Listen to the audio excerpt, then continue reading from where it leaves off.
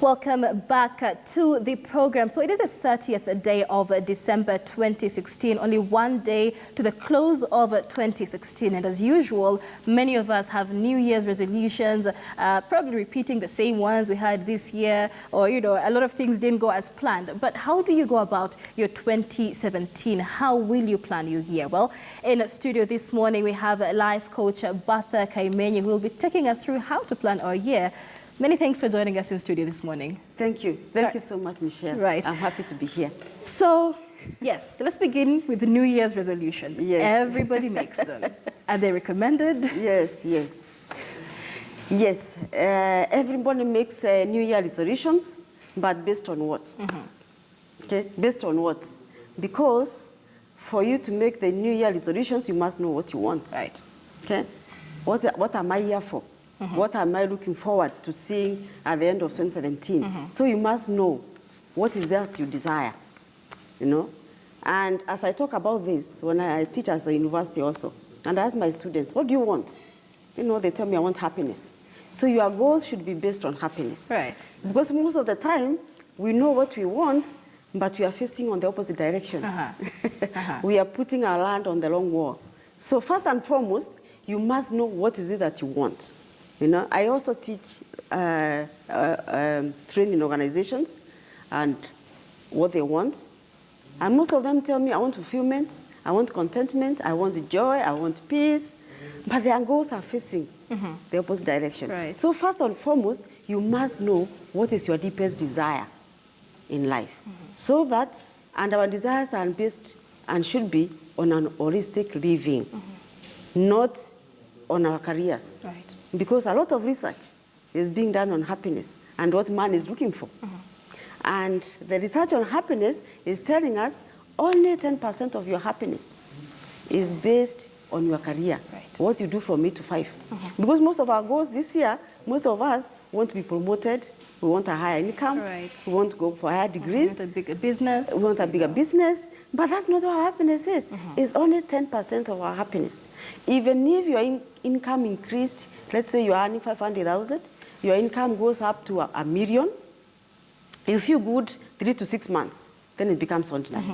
If your income goes up to 5 million, you feel good a few months, then it becomes ordinary. Right, right. Okay? And then, you know, the thing with that is that you keep wanting more. You keep on wanting more. And you keep chasing the same thing. So the thing with happiness, Bertha, is, you know, how do you begin setting goals for happiness? And it's understanding how man is created.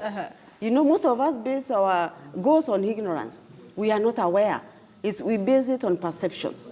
You know, our parents always told us you have to go to school, you know, you must get educated, you know. You must be nice or you'll go to hell. Yeah. So we based on our goals on what others have told us about us. But we have not listened to ourselves. What I call, we all have an inner GPS. We have all an inner guidance system. Each one of us. Right. We all have an inner guidance system that we never follow. Okay? So if you follow that inner guidance system, and I tell my students, have a journal. Write down what you feel, you know, so that your career is based on what you feel. Your career is based on your inner guidance system. Your career is based on a GPS that is within you. Like I teach a master's class on leadership. I ask my students, why did you come for masters? You have young children, you know, why are you in class? Right. And they can't answer. You know, because they know after the if you are a degrees and father masters. or if you are a father or a mother, there is that inner guidance system that tells you should spend more time with your children. Okay? But they're not doing that. They are following what the world expects of them. Right.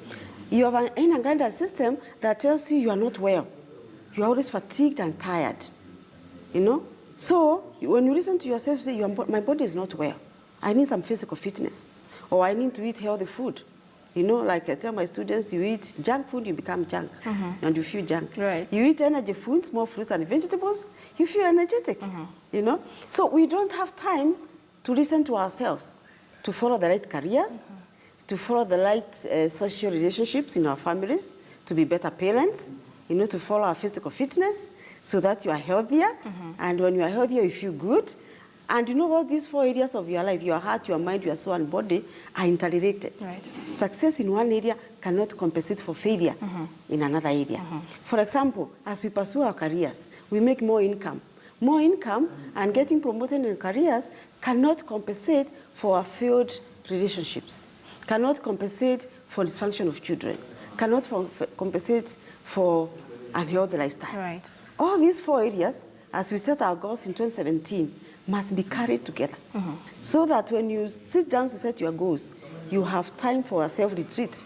We take our students for retreat, organizations for retreat, but you have a personal retreat. Right. Like I tell my students, every beginning of year, I go for a 3-year retreat.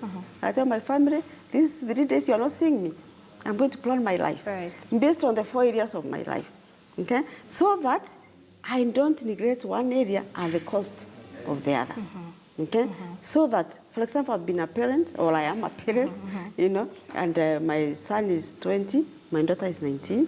So when we were growing up, for the last 15 years, you know, I spent most of the time from 4 o'clock at home. When they came home from school, I was there at home waiting for them. And that made you happy? That made me happy. Right. And now, because there are 4 stages of parenting, there is a 0 to 5, where you are commander, so you must be there to command your children what to do. Right. There is 6 to 12, where in disciplinarian, you are building character, you are training your children, and actually that's 6 to 12, that's the critical time when most parents should be home. Right. But they're not there. They're in church praying, and I tell Christians, you should not be in church, you should be at home. You know, many times, Bertha, life happens. You know, you make plans and you decide, I'm going to be home by 4 p.m. every day for my children. But you have a career, and your boss calls you and tells you you have to work through the night. Life happens. You know, and somehow along the way you end up forgetting your routine and your goals. This is why we say, Michelle, what is your priority? What is your happiness? So if your career is taking you away from your family, then look for a part-time job. Okay. Because you don't need that job. At the end of the day, in your sunset years, what will matter is not the goals that you set to be a better employee, you know, or to achieve your goals in the workplace. It's the goals you set for your family. Right. When you look at your children, what they are becoming, that what gives you more joy and more happiness. And because we are not aware that 90% of our happiness is based on relationships and health, so we don't set goals on health and family. Right. But if you are aware that my family and my health is more important than my career, then I'll either leave my job or take a business that I can work from the home, Right. you know, or have a career that accommodates my health and my family. So I'm not against us working. Yes, you need to work, but based your career on your inner GPS, on your inner guidance system, you know, on the star. We all have a star within us that guides us. You know, we just celebrated Christmas. What guided the 3 men to where the baby Jesus was? So what is it? And we all have that star in us. We have all that guidance system, but we rarely follow it. And the more we follow it, the more it guides you. Okay? Most of us have either neglected it or we are not even aware it is there. Right. So we are always ended in the wrong place. But the more you use it, the more that guidance system tells you from 13 to 19, you have teenagers. And that's a period that when you are a coach. Okay? Right. And a coach cannot coach from the office. A student told me, you know, I'm on WhatsApp with my son. And I said, you can't do WhatsApp. You know, have conversations with your son on social media. You have to be there. Right. You know, Right. to help them also set their own goals. When my children are young, we would sit down in December like now and ask them, look at the year ahead of you. What are your goals? You know, in your heart, listening to yourself, in your relationships, and in your health. And so we'll start and say, for going to school, no mandazi, no chips. You know, Okay. you have to eat food that will help you be healthier and happy. Was it? He said no. It was a fight. Right. But I realized at that point I was the parent. I'm the authority. So I put my feet down. Okay? And I tell parents, that's the critical time to set your goals based on what you want your children to become. Right. And I tell them, we don't teach about money in the university. It is at the home that parents should set goals on money management, on money leadership, so that you teach your children how to plan for their money. Right. Okay? Right. Of course, you must do it yourself, so that you're first the role model, so that you help them set goals that will help them to manage their money. For example, I used to tell my children, if your grandmother gives you 1,000, 10% you save, 10% you give to God, you spend 80%. Right. That's really hard. It's 1,000 shillings. It is very hard. It's not easy to do. But everything that becomes what we are in life, it is never easy. Right. It is a matter of discipline. And this is what I say as I coach people. Discipline, discipline, discipline. We must be disciplined human beings. You know, we must never, nobody gets what they want. You know, for example. And speaking of discipline, you know, because setting goals is one thing. Yeah. Many people set goals throughout the year, and you follow them for 1, 2, 3 months, and then they are good. Yeah. You know, it's so how do you stick? How do you discipline yourself enough to stick to that goal and go to the gym if you need to go to the gym despite the fact that you're tired and just don't feel like it? Like I said, you have an inner guidance system that shows you where you want to be in the next 20, the next 30 years. For example, I want to see my children's children. And I realized if I eat red meat, you know, because of the acidity of the meat, I have arthritis, so I'll not be able to see my children graduate. I'll always be in a wheelchair. That motivating factor that I want to see my children's children graduate, then inspires me not to eat red meat. Right. Inspires me to wake up every morning to go jogging. In fact, this is the morning I didn't to jog because you asked me to be here in the morning. Sorry, but you will continue so I'll do tomorrow, it in the I evening. hope. No, I'll do also it this in the evening. evening, so you don't postpone it to the next day. No. Okay. So that's what I would have done. And because your goals are so major in your life, they mean so much to you. You want to change the world, you know, but you change it step by step, through discipline, day by day. You don't leave your goals, because some of us set very big goals. You know, we are overwhelmed, so we don't do anything. Okay? But the minute you start manageable goals, short-term goals, what I call short-term, and long-term goals, then you work them step by step, day by day. Ask the energy just for the day. Pray just for the day. Don't pick a junk that you cannot hold on, or you want to lose weight. Right. You know, and you want to lose 10 kilos in 1 week. It can't happen. Like this, what we have, these health weight juices that they give us and all these other things that don't work. Right. You know, I tell people, decide to have a healthy lifestyle. Okay? Not lose weight. Because the body doesn't like losing anything. Yeah. That's why you lose it in 3 months. After 6 months, it's all back. It's back. But when you decide to have a healthy lifestyle, look at the long-term goal where you ended. Then the body understands. And you know through discipline what you did wrong for years, then you undo it bit by bit, slowly by slowly. Not everything at a go. Right, right. Yeah. Now, when we began, you said begin with happiness. Yes. Yeah, that's the starting point as you make your goals. But many times, when we plan things, they don't always go exactly as we planned. You know, if I planned to say get a promotion in my 10% of happiness, get a promotion, and then it did not happen. When things go out of place, they demotivate somebody, you know, and so they sort of lose their focus, they lose their happiness. There's a lot of issues you know, that can stress you throughout the day, throughout the year. How does somebody keep out all that stress and the negative energy and stick to your goal, happiness? Now, as we set our goals, we need to put them down in writing.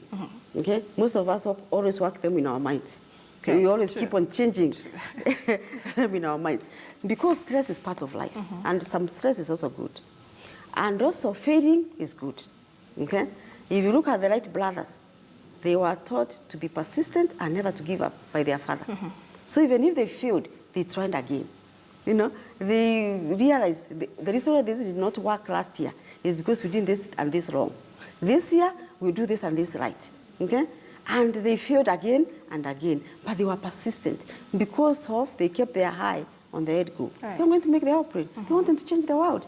And because what I want to tell you, Michelle, is the best goals are the ones that helps you to change things through love. You love your country, you love your society, and so because of the motivation out of love, then helps you to be persistent. So even if you fail, you don't give up, because you realize what I'm doing is so major, it is going to change people's lives. You know, you are changing the world, so you keep on getting motivated. Right. You keep on moving on, you know, so you never give up. All right, and that's very interesting. But let's talk about relationships as well. Yes. Different from friendships to office relationships, relationships at home. Yes. They can also become very stressful and strained by our goals and whatnot. How, again, as a life coach, would you advise people to go about that? Relationships. Keeping healthy relationships. Healthy relationships, they are based on love. Okay? First and foremost, love yourself. Because if you don't love yourself, you cannot give what you don't have. Okay? So we must start with ourselves, so that the more you love yourself, the more you are able to love your spouse. Okay? And out of love, then you are able to give, to forgive, not only 5 times, but 70 times 70. That is a long... Right. And that's the way it's supposed to be, because as human beings, we are meant to fail our spouses, to fail our children. You know, like I'm always asking my children, please forgive me. Okay? So we must always be accepting our weaknesses, because most of us as parents, we don't accept our weaknesses. True. We want our children to see us as angels, but we are not. We fail. Our bosses will fail. The same way, our bosses should not accept us as employees. We will fail, we make mistakes, we will need guidance, you know. And so that kind of understanding that we are here to change each other's lives, you know, to change and to work as a team. Now organizations are gearing staff more on team building, working as a team. You know, so how do we work as a team? And that's why, although we need to have personal retreats, we also need to have organizational retreats and even family retreats. Okay? Every family must have a mission statement, okay? For people to work together. Right. You know, I ask when I train families on how they are living together, I ask them, do you have a mission statement as a family? Okay? What are the goals for you to get to what you want as a family? You know, most people take it for granted. Yeah. The reason why KTN is so successful is because you have goals. You know where you want in 2017. The same thing with families. What organizations do to get where they want to go is the same thing with the families. We must set goals as families to go where we want to go. Right, right. And personally, individually, as a person, and together as a family, you must have personal goals of where you are headed. Yeah. And as a parent. And those serve as a guide from day to day, week to week, which you review every weekend. Okay? You know, because when my children never wanted to carry arrowroot to school and groundnuts and apples, they would throw them in the sink. Then we would review it in the weekend. And that's another thing, you know, reviewing your goals. Because, you know, you can set goals and say, this is what I'm working on in 2016. And so if it doesn't work in January, I'll say, it's okay, I'll do it again in February. It doesn't work in February, I'll say, it's okay, I'll do it again in March. And by December, I still haven't done it because I haven't reviewed my month and seen, wait, I didn't actually achieve. So let's talk about goal setting. Yes. I've set a goal, but how do you achieve that goal? There's major goals, there's short-term goals, and reviewing your goals. Exactly. Talk to us about that. Yes, that's why I said you have to plan and put it in writing, so that every weekend or whichever day you have set, and those goals I want to repeat again is they should also be smart. Okay? They should be very specific, measurable, you know, and realistic, and time-bound. Okay? So that if you look at the week, I said I will go for physical fitness 4 times a week. Then on Saturday or Sunday, you sit down and ask, did I do it? Okay? Why did I fail? You know, so that you forgive yourself also. You know, like I said, it's okay to fail. Right. But don't keep on failing all the time. Surely you must get somewhere. Okay? So you sit down and ask yourself, what made me not to exercise 4 times a week? You know, is this my boss gave me some work in the evening? Then plan during the week to talk to your boss and say, those morning meetings, can we have them in the evening? Okay? Or if you are parents, those evening meetings, can we have them in the morning? Okay? So you are always rearranging and adjusting things to fit what you want. Okay? So that as you review, you don't leave things the way they are. You are always changing. You know, things are always changing. And also look at the things that are wasting your time. You know, this is the era of social media in the internet, and we are wasting so much time on the internet. True that. So much time, you know, on social media. You know, say, because sometimes you get home and you want to be on TV. Surely, do I want to be on TV or to go for that minutes exercise? Okay? So that's where the discipline comes in. You see, because I've set myself to exercise 4 times a week. I will not be on TV or social media, you know, because I want to be healthy. I want to live long. Okay? And these things will not happen by accident. I have to set goals that work. Right. And also the other thing I want to mention to make those goals work is to be accountable. To be accountable, absolutely. Yes, have an accountable partner or an accountability group that makes you do what you want to do in life. You know, because like when I preach in churches, I see most Christians don't even share what they eat during the week.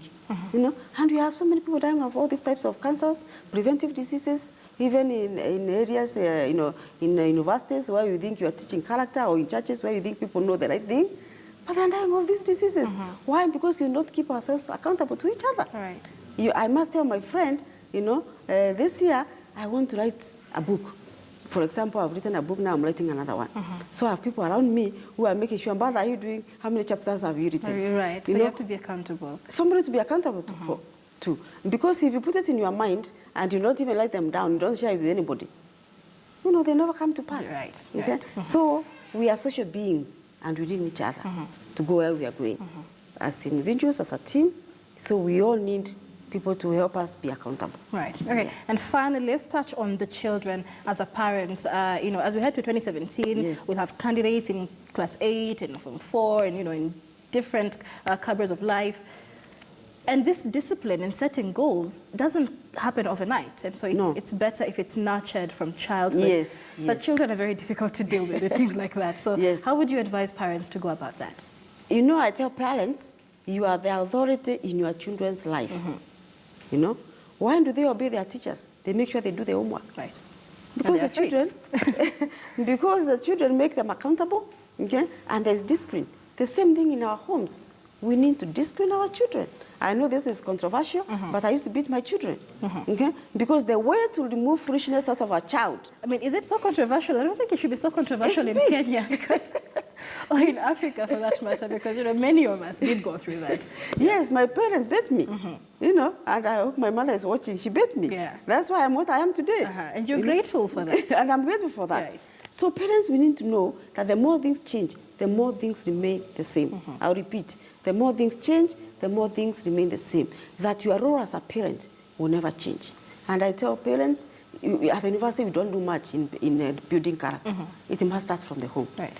Setting their goals, you have to help your children set their goals, what they are going to eat. You are the one to make sure they're eating the right things, not chips, gaining weight and losing focus in life. You are the one to make sure they know how to manage money from the home. So you do these things with your children and making sure it is done through discipline. Right. Okay? And this discipline can be different ways.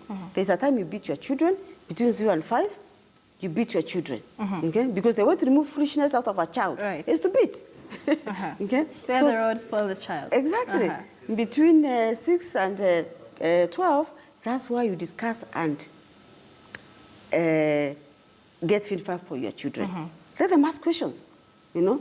Let them tell them, the reason I don't want you to eat chips is because I don't want you to be overweight because you lose your self-esteem. Well, there's that too. You know, many parents tell you, don't do this, and they don't tell you why not to do it. You know, during our parents' time, when my mother told me come, or my dad called me, I learned. Okay? Now, when I call my son, he asks me, Mom, what do you want? Which is okay. Okay? But you should be able to explain why a child must be obedient to the parents. You know, we rarely do that. You know, we must explain to the children that they were created to obey their parents. Okay? And they will not receive blessings in disobedience. Okay? And you also make sure that they are obeying you. Right. For example, when my children are growing up and the father comes, I tell them it's not the house girl to open the door, it's you to open the door.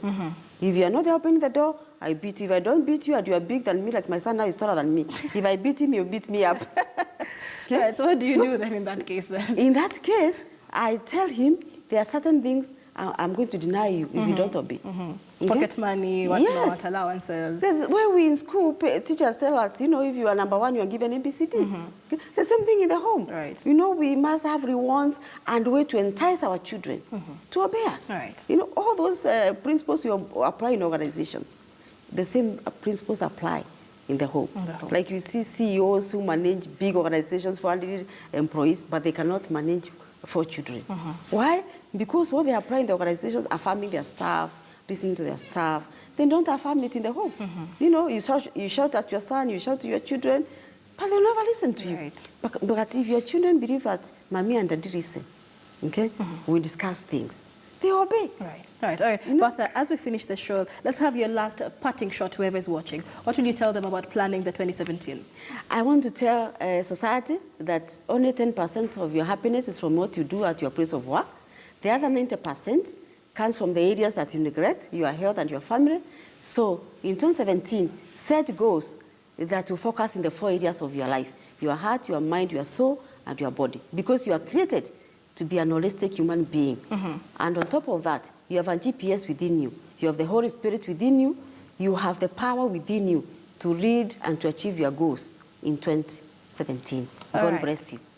Bertha Kaimenyi there, a life coach, taking us through how to plan our year 2017, of course, as we come to the close of 2016. Thank you so much, Bertha, for being with us. I hope you at home got something about how to plan your year yourself. We take a short break here on the Morning Express. When we come back, we speak to a beauty queen, Judy Nzeki, who is the face of Kenya, USA.